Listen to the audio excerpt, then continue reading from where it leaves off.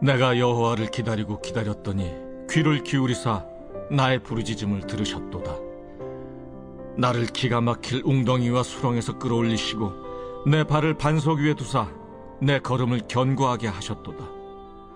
새 노래 곧 우리 하나님께 울릴 찬송을 내 입에 두셨으니 많은 사람이 보고 두려워하여 여호와를 의지하리로다. 여호와를 의지하고 교만한 자와 거짓에 치우치는 자를 돌아보지 아니하는 자는 복이 있도다. 여호와 나의 하나님이여, 주께서 행하신 기적이 많고 우리를 향하신 주의 생각도 많아 누구도 주와 견질 수가 없나이다. 내가 널리 알려 말하고자 하나 너무 많아 그 수를 셀 수도 없나이다. 주께서 내 귀를 통하여 내게 들려주시기를 제사와 예물을 기뻐하지 아니하시며 번제와 속죄제를 요구하지 아니하신다 하신지라. 그때 내가 말하기를 내가 왔나이다. 나를 가리켜 기록한 것이 두루마리 책에 있나이다. 나의 하나님이여, 내가 주의 뜻 행하기를 즐기오니 주의 법이 나의 심중에 있나이다 하였나이다. 내가 많은 회중 가운데서 의의 기쁜 소식을 전하였나이다. 여호와여, 내가 내 입술을 닫지 아니할 줄을 주께서 아시나이다. 내가 주의 공의를 내 심중에 숨기지 아니하고 주의 성실과 구원을 선포하였으며 내가 주의 인자와 진리를 많은 회중 가운데서 감추지 아니하였나이다. 여호와여, 주의 긍휼을 내게서 거두지 마시고 주의 인자와 진리로 나를 항상 보호하소서. 수많은 재앙이 나를 둘러싸고 나의 죄악이 나를 덮침으로 우러러 볼 수도 없으며 죄가 나의 머리털보다 많음으로 내가 낙심하였음이니이다. 여호와여, 은총을 베푸사 나를 구원하소서. 여호와여, 속히 나를 도우소서. 내 생명을 찾아 멸하려 하는 자는 다 수치와 낭패를 당하게 하시며 나의 해를 기뻐하는 자는 다 물러가 욕을 당하게 하소서. 나를 향하여 하하하하 하며 조소하는 자들이 자기 수치로 말미암아 놀라게 하소서. 주를 찾는 자는 다 주 안에서 즐거워하고 기뻐하게 하시며 주의 구원을 사랑하는 자는 항상 말하기를 여호와는 위대하시다 하게 하소서. 나는 가난하고 궁핍하오나 주께서는 나를 생각하시오니 주는 나의 도움이시오 나를 건지시는 이시라. 나의 하나님이여, 지체하지 마소서. 아이들은 호기심이 많습니다. 자라면서 주변에 있는 모든 것들이 신기하고 겁이 없습니다. 그러나 일단 자신이 경험하면 그것에 대해서 다른 인지를 얻게 됩니다. 예를 들면 아이들이 어릴 적에 뜨거운 물이 담겨있는 컵을 만지려고 할 때에 뜨겁다고 몇 번을 이야기를 해도 듣지 않습니다. 떼를 부리죠.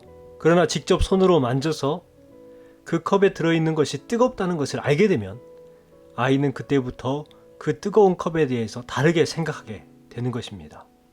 뜨거운 컵을 만져본 후에야 뜨겁다는 것이 무엇인지, 그리고 아빠가 주의하라고 한 말이 무엇인지를 알게 됩니다. 그리고 이후부터는 다시는 뜨거운 물이 담긴 컵을 함부로 만지지 않습니다. 우리의 신앙생활도 아이들이 성장하는 것과 유사한 인지 과정을 거칩니다. 오늘 본문에는 다윗의 시 인도자를 따라 부르는 노래라고 기록되어 있습니다. 잘 아시는 것처럼 촌에서 양치는 소년에 불과했던 다윗이 하루아침에 이스라엘 왕으로 기름 부음을 받았지만 그의 인생 여정은 순탄하지 않았고 초대 왕인 사울의 질투와 욕망으로 인해 목숨이 경각에 달하는 수많은 역경을 겪었습니다. 그럼에도 불구하고 매번 하나님께서 보호해 주셔서 그는 결국 이스라엘의 두 번째 왕으로 등극했습니다. 우리의 인생 여정은 어떻습니까? 우리는 각기 다른 인생을 살아왔지만 지금 이 자리에 있기까지는 생각해보면 우리 모두는 하나님의 인도하심에 감사할 수밖에 없습니다. 다윗과 같이 죽음의 문턱에서 구원을 받은 경험을 해야지만 하나님께 감사할 수 있을까요? 예전에 어떤 간증하는 분이 이런 이야기를 해주었습니다. 교통사고로 집안 식구 모두가 죽을 뻔했지만 하나님의 도우심으로 기적적으로 살아나서 이후로는 하나님을 신실하게 믿고 있습니다. 이와 같은 간증 집회를 했다고 합니다. 그랬더니 예배가 끝난 후에 어떤 분이 자기에게 이렇게 인사를 하더래요. 그런 생사가 왔다 갔다 하는 귀한 경험을 하신 집사님이 참 부럽습니다. 라고 이렇게 인사를 하더랍니다. 그래서 그 집사님이 속으로 이렇게 생각했대요. 나는 오히려 아무런 사고나 고통을 당하지 않고 하나님을 믿는 당신이 더 부럽습니다. 라고 생각을 했대요. 그렇습니다. 교통사고로 큰 어려움을 당하려고 하다가 하나님의 도우심으로 기적적으로 살아난 것, 참 귀한 신앙의 경험입니다. 그러나 아무런 사고도 없이 고통을 당하지 않고 있는 것이 더 오히려 하나님의 큰 기적이요 놀라운 축복이 아닐까요? 오늘 본문을 읽다 보면 두 가지 의문이 듭니다. 본문은 하나님의 구원에 대한 다윗의 감사로 시작하지만 마지막에는 이상하게도 자신이 곧 통중에 있으니 자신을 구원해달라고 간구하며 마칩니다. 첫 번째 의문은 다윗은 지금 구원을 받았다는 것입니까? 아니면 구원을 받지 않았다는 것입니까? 두 번째 의문은 나를 핍박하는 상대에 대해서 저주를 해도 괜찮은 것인지, 분명 하나님께서는 내 이웃을 사랑하라고 하셨는데 나를 괴롭히는 사람을 이웃의 범죄에서 제외해도 되는지, 이것이 질문입니다. 본문의 시제를 살펴보면 이에 대한 답을 찾을 수가 있습니다. 우리말 성경에는 구분이 좀 어렵지만 1절부터 3절까지는 과거 시제입니다. 4절부터 5절까지는 현재 시제로 되어 있고 6절부터 7절까지는 다시 과거 시제, 그리고 8절 이하로 보면 현재 시제로 구성이 되어 있습니다. 첫 번째 의문에 대한 답변은 다윗은 현재 고난과 역경 중에 있지만 과거에 자신을 구원해 주신 하나님의 손길을 기억하면서 하나님께서 자신을 이 상황에서 구원해 주실 것을 믿고 간구하고 있는 중입니다. 다윗은 과거에 경험했던 고난을 기가 막힐 웅덩이와 수렁으로 표현하고 있습니다. 웅덩이나 수렁만 해도 빠져나오기 어려운데 기가 막힐 정도로 깊은 웅덩이와 수렁이라고 표현하고 있습니다. 그런데 자신이 아무리 생각해도 빠져나오기 불가능해 보였던 그 수렁과 웅덩이에서 빠져나왔다는 거예요. 그 빠져나올 수 있는 방법이 무엇이었는가? 이 상황 속에서 그는 포기하지 않았습니다. 무엇을 했느냐? 기다리고 기다렸더니 라고 말합니다. 기다리고 기다렸더니 하나님께서 자신을 건져주셨다는 거예요. 자신을 반석 위에 세워주셨다고 고백하고 있습니다. 그리고 이러한 하나님의 구원의 역사를 목격한 많은 사람들은 다윗을 구원해 주신 하나님을 두려워하고 하나님을 믿게 되었고 현재까지 이루고 있다고 합니다. 어떤 의미에서는 다윗의 고난은 다른 사람들이 하나님을 믿게 하기 위해 도구로 사용했다고 해석할 수 있습니다. 이런 의미라면 다윗이 처한 상황이 좋지 않았으면 않을수록 더 많은 사람들이 하나님을 믿을 수 있는 가능성이 더 커지게 되는 것이죠. 이처럼 다윗이 처했던 역경을 통해 많은 사람들이 하나님을 믿게 되었고 다윗이 시편을 기록하고 있는 당시에도 믿고 있다는 다윗의 고백을 21세기에 살고 있는 우리는 어떻게 적용할 수 있을까요? 우리의 인생 여정이 늘 순탄치만은 않습니다. 기쁨도 있고 슬픔도 있는 것이 우리의 인생입니다. 분명 우리의 인생 여정 가운데에 어려움에 직면해 보았거나 또 현재 직면하고 있거나 앞으로 분명 감내하기 어려운 상황에 직면할 때가 있을 겁니다. 그때 우리는 포기하거나 좌절하기보다는 다윗을 다윗으로 세워주신 하나님이 반드시 나를 이 수렁에서 구원해 주실 것이라는 소망을 갖고 본문의 다윗처럼 하나님께서 나를 향해 돌아서실 때까지 하나님께 부르짖고 부르짖어야 합니다. 지금까지 지내오면서 크다면 크고 작다면 작은 역경이 있었습니다. 그 당시에도 도저히 벗어나지 못할 것 같았지만 우리는 지금 이 자리에 있습니다. 누가 이 자리에 서게 해주셨습니까? 우리의 스스로의 능력으로 이 모든 역경을 헤쳐나갔나요? 바로 다윗을 반석에 세워주신 하나님께서 우리를 이 자리에 세워주셨습니다.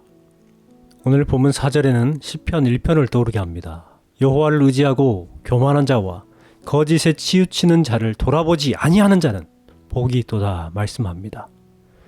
우리말 성경에서는 뭐뭐 하는 자는 복이 있도다 라고 해석하지만 외국어 성경에서는 복이 있는 사람은 이라고 시작을 합니다.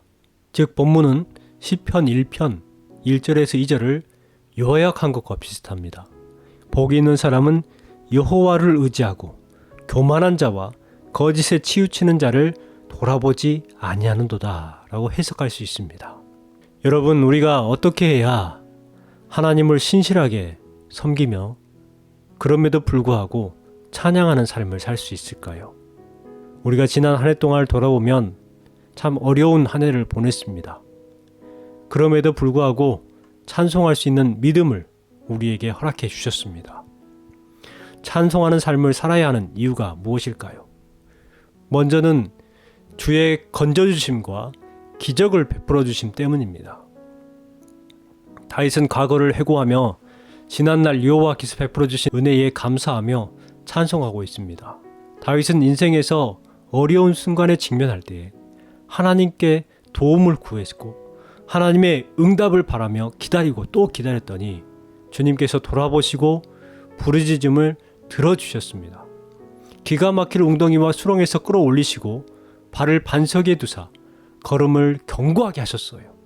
새 노래로 그로 하여금 부르게 하셨고 사람들은 이러한 모습을 보고 두려운 마음으로 주님을 의지하게 하였습니다. 얼마나 많은 놀라운 일들과 계획들을 행하셨는지 열거할 수도 없고 널리 알리고 전파하려고 해도 이루 헤아릴 수 없이 많다고 고백을 합니다.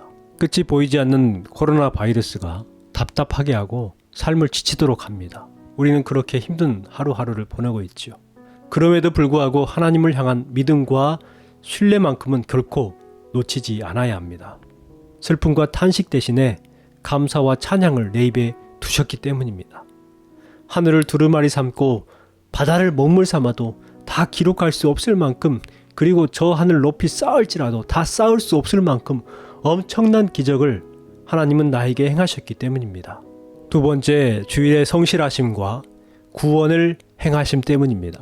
다윗은 주께서 제사와 제물을 바라지 않으심을 깨달았습니다. 주께서 원하시는 것은 8절에서 고백하는 것처럼 주의 법을 마음속에 간직하고 주님의 뜻을 행하기를 즐거워하는 것, 이것이 하나님께서 기뻐하시고 바라시는 것이라는 것을 알았습니다. 그리고 9절부터 10절 말씀에 보면 나를 구원하신 주님의 의를 가슴 속에 묻어두지 않고 주님의 성실하심과 구원을 말하는 것, 한결같은 사랑과 그 미쁘심을 많은 회중 앞에 감추지 않는 것, 구원하신 기쁜 소식을 전한 것, 이것이 자신에게 원하시는 것을 깨달았습니다. 내 자신이 그럼에도 불구하고 찬양하며 살아가야 하는 이유는 나에게 행하신 주님의 성실하심과 구원의 놀라운 일을 주님께서 행하셨기 때문입니다. 세 번째, 주의 보호하심과 긍휼을 행하심 때문입니다.